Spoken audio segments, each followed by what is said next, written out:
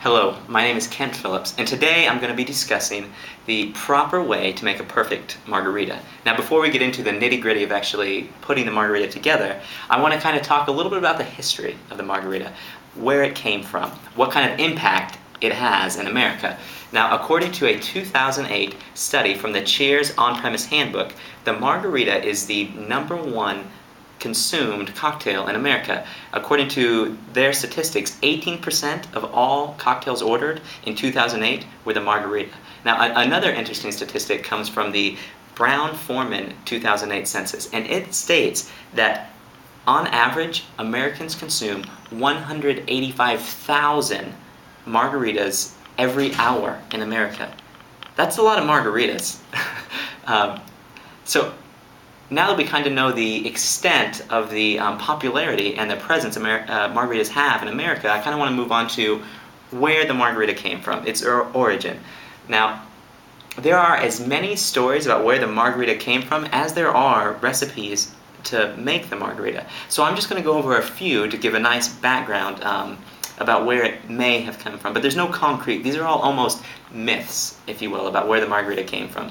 One states that in the 1940s, the late 1940s, in Palm Springs, California, which is south of LA, which at that time, and still is, was a nice vacation retreat for the Hollywood elite. So they would go down there to golf, to relax, to just sit out in the sun.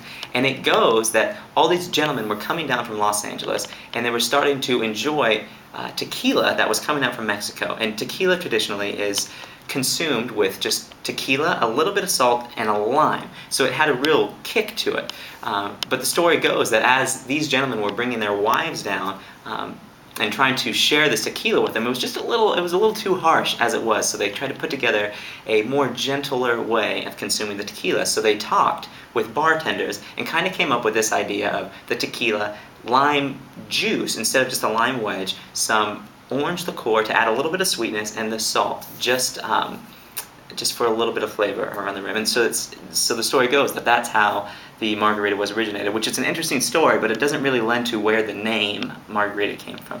Now, another story is about a Texas debutante socialite. Her name was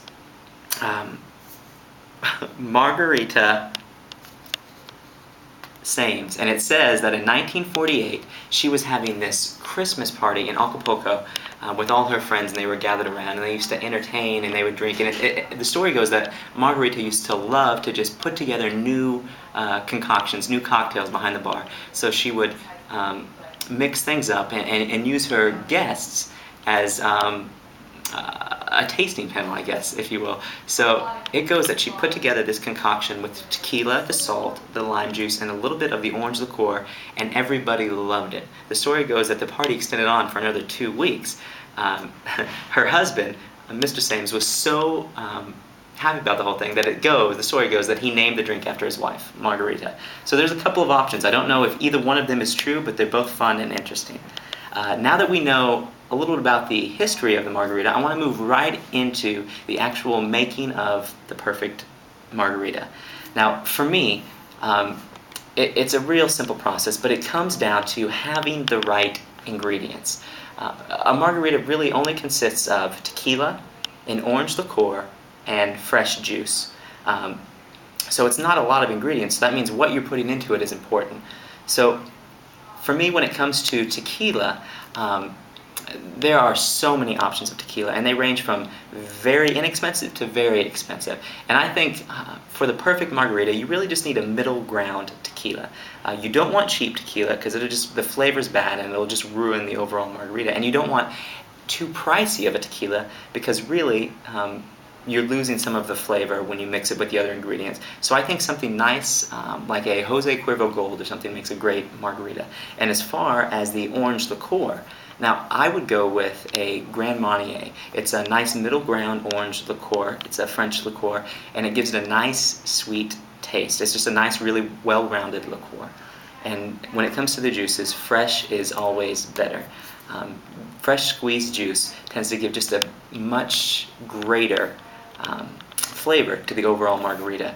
So that's what it is. It's fresh squeezed juice, a Grand Marnier liqueur, and Jose Cuervo tequila.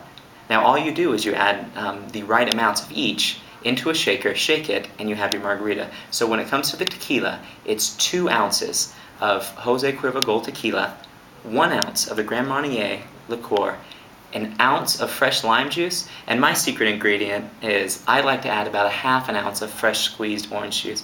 I think that this just brings out the flavor of the Grand Marnier, and it does a really nice thing to the overall effect of the margarita.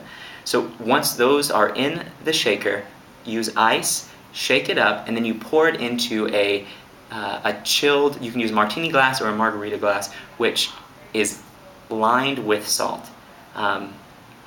So that's it. Now you know how to make the perfect margarita. Now it's time for you to go off on your own, put the steps to practice, and see what you come up with. Thanks.